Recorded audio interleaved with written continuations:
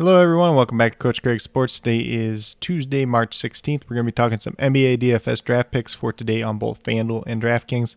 But before we get started, we're going to take a look at yesterday's picks, take a look at how they turned out and why they turned out the way that they did. So on the DraftKings side, we had Emmanuel Quickley at point guard. He was $5,600, looking for 28 out of him. He got to 28.5, so that one was a hit. Then at shooting guard, we had Josh Jackson, $5,400, looking for 27 out of him. He got to 22. Just not the best game for him overall, so he was a miss. Abdul Nader, I did like, $3,300, was playing pretty decent minutes. Ended up not playing yesterday. He did come up questionable on one of the injury reports yesterday, so I did mention that down in the comments just so you guys could pivot off of him just a little bit. But overall, he was a miss because of that. Then at power forward, we obviously had Giannis, $11,100, 76.75 points, so he was a massive hit. And then last but not least, we had Montrezl Harrell, $6,200, looking for 31 out of him. He got to 39.75, so he was definitely a hit as well. So overall on the DraftKings side, pretty decent day. I mean, Josh Jackson was a miss. Nader didn't play, so he was a miss, but you did know that ahead of time, so you could kind of change your lineups around as well. Then on the FanDuel side, we had Drew Holiday. Very popular play yesterday. I think in the GPPs that I played, he was about 45% owned. So he was $5,800, looking for 29 points out of him, got 25.2. So he was a miss, but probably not one that killed you overall. Then at shooting guard, we had Karis LeVert, $4,100, looking for 21 out of him. He got to 30.4, so he was a hit. Joe Harris, $4,100. You're looking for that 20 to 21 out of him, 20 and a half points. He got to 20.4, so I'm going to give him a push. Real close, probably didn't kill your lineup overall. Then at power forward, Jeff Green, $3,500, looking for 18 out of him. He got to 36.2, so he was a massive hit, especially for that price tag for a guy playing 30 minutes. That was just clearly a misprice overall. Then at center position, we have Nikola Jokic, $10,700, looking for about 54 out of him. He got to 70.3, so he is another massive hit as well. And if you guys kind of went with that lineup that I was talking about yesterday a little bit, Russell Westbrook, Giannis, and Jokic together, you probably cashed really easily yesterday. As long, between those three guys, you had almost 200 points. And then you add in the Karis LeVert for 30 points. You add in Jeff Green for 36 points. You're at 265 points, and you still had some other spots that you could fill. But with that being said, we're going to get into today's injuries. For the Jazz and the Celtics, both these teams are exactly the same as they were the last time out, so no concerns there at all. For the Hawks, we're still looking at Clint Capella and Okongwu. And Clint Capella, he popped up last time, didn't play. If he doesn't play, John Collins is very much in play. If Capella plays, I'm not really interested in either one. And then if Capella doesn't play and Collins starts at center, and Gallinari starts at power forward, he's definitely in play as well. Then on the Houston side, you're looking at all these guys still out. Eric Gordon, David Nwaba, P.J. Tucker, John Wall, Dante Exum, Christian Wood doubtful to play. Macklemore, Kurasach, and Daniel House are all questionable game time decisions as well. I don't think any of them end up playing. Maybe House plays, maybe Macklemore plays, but I don't really see it. So you're probably looking at a starting lineup pretty much like the last time out with Kevin Porter, Victor Oladipo, Sterling Brown, Jayshawn Tate, Justin Patton. So then for the Cavaliers, pretty much the same as they've been. Kevin Love is doubtful to play now. I think he has a calf injury, so I wouldn't be surprised if he's out for a couple games now. Then for the Heat, it looks like Bam Adebayo might be back today. Just keep monitoring that throughout the day. Tyler Hero, game time decision as well. He did play last time out, so not too worried about that. Then for the New York Knicks, Derrick Rose is a game time decision. Elfrid Payton, game time decision. Just keep an eye out on both of them. If they don't play, Emmanuel Quickley still in play. Some of these other guys, Reggie Bullock, Alex Burks, RJ Barrett, they definitely get a bump up from that as well.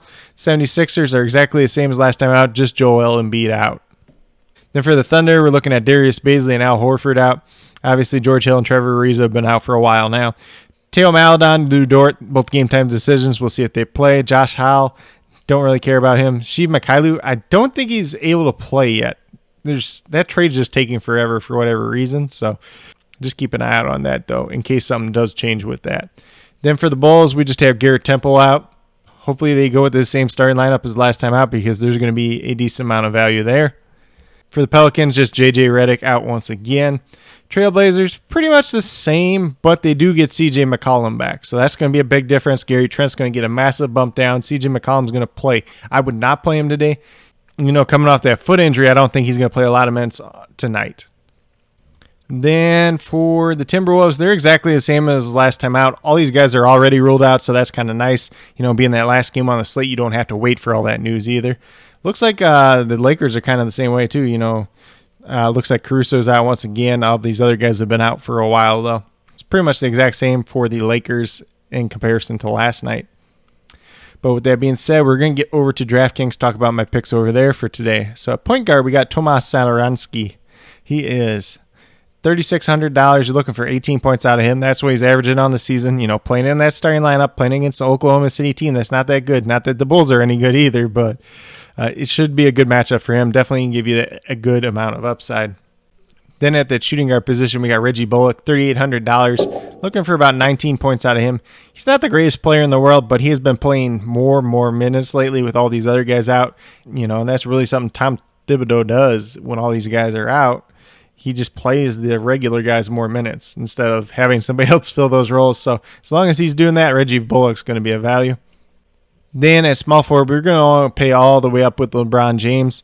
$10,500, looking for about 53 out of him, averaging 51 on the season. Pretty good matchup for him overall against the Timberwolves. The only thing you're concerned about is a blowout, but they did have a blowout last night, and LeBron was still out there for a while too. So can't really go too wrong with him today, especially when there's not a lot of other good pay-up options on this slate.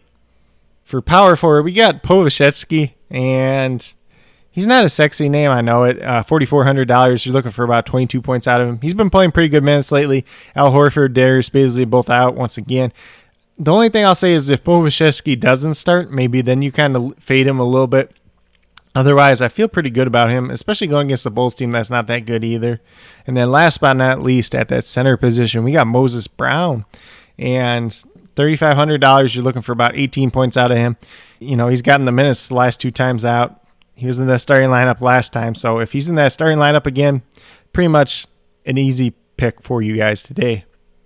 And funny enough, the first game that Moses Brown was up, I didn't even realize he was called up from the G League yet. He'd been playing really well down there. He's a guy that I did watch at UCLA when they played Kansas when he was a freshman. He's a guy that I thought had some potential, but he declared for the draft, and I thought he probably should have stayed in school for another year or two. He was just really raw at that point in time, but seems to be coming along pretty nicely. But if you go with these five guys over on DraftKings, you'll have $24,200 left over. That's quite a bit of money. Just over $8,000 per player, so definitely some room to pay up for a couple guys and then pay down for another guy as value comes out throughout the day. And with that being said, we'll get moved over to the FanDuel side and talk about my picks over there as well. So at point guard, we have Ricky Rubio once again, and you guys are going to see a lot of my picks today are probably pretty similar to the ones that you saw a couple days ago, and that's because the pricing didn't really change. Ricky Rubio did go up about $400, but you're looking for about 26 out of him. Been playing the minutes lately. Been productive. I don't think you can really go wrong with him today. Definitely a very solid option there. Shooting guard, Victor Oladipo, $7,700. Looking for about 38, 39 out of him. And pretty much the same situation last time out. So I don't really have any reason to fade Victor Oladipo. He's still at that same good price tag. So I think he's a pretty safe play today. Then at small forward, for some reason they didn't bump up Kenyon Martin Jr.'s price. $3,500, looking for about 18 out of him. That's pretty much what he's averaging on the season now, but he's been playing big minutes lately, and he's been really productive overall. So I think on slate like today, he's probably going to be like 80% owned just because that is a bad price tag. Then the next guy we got up is probably the same way, Tony Bradley, $3,500. He's been starting in place of Joel Embiid. You're looking for about 18 points out of him. I think he definitely gives you 20 points pretty easily today, so I don't have any reason not to play him either. Then at center on FanDuel, it's a little bit sticky. I don't think there's any great plays. I think Moses Brown is a fine play. $4,200, looking for 21 points out of him. That's probably about what he's going to give you, maybe up to 24. Just depends on the day. It is a good matchup against the Bulls, so I don't really have any reason not to play him. And I think paying down for guys like him, Tony Bradley, Kenyon Martin Jr., you can definitely pay up for some other guys. Just be careful how you do so on a day like today where there's not as good of pay up options. Kind of feels like a really chalky day overall, but maybe LeBron James, Trae Young, Julius Randle, if you want to go that route. But if you go with these five players that I have listed here, you'll have $35,900 left over, just under $9,000 per player. So like I said, you can definitely pay up at each of the remaining positions pretty easily today. As always, if you guys have any questions at all regarding NBA DFS, especially for today's slate, please leave them down in the comments below. Definitely be glad to help you guys out. And then, as always, I will be also listing all the news as it comes out throughout the day and the starting lineups as well. But with that being said, if you guys are new to my channel, please consider subscribing. Definitely helps build the community that we're trying to build here at Coach Craig Sports, and that's really one for you, the viewers. Helping you guys with your DFS, whether it's NBA or NFL, helping you guys with your fantasy football teams, covering all the different football news this offseason, and there's going to be a lot of it. The free agency legal tampering period just started yesterday, so kind of once free agency flattens out a little bit, I'll be going over a lot of different signings and kind of their implications. I don't want to do it just over day one just because there's so many things that are still going to happen as well. And then last but not least, as we move forward into baseball season, we're going to be talking some fantasy baseball and some baseball news as well. And then with that being said, if you are a new or current subscriber who's yet to do so, also hit that notification bell down below. It's going to let you know every single time I post up a new video. Like I've been saying, I do daily NBA DFS videos. And then like I just said, going to be talking some football news, especially regarding the offseason, and some fantasy football as well. But with that being said, that's all I got for today's video. Hopefully you guys all enjoyed. Hopefully you do very well in NBA DFS tonight. Like I said, if you guys have any questions at all, please do not hesitate to ask. Definitely here to help you out. And then last but not least, just want to give a special little shout out to each and every one of you taking the time out of your day to watch this video. Definitely means a lot to me, and I definitely appreciate each and every one of you, and hope you have a great rest of your day.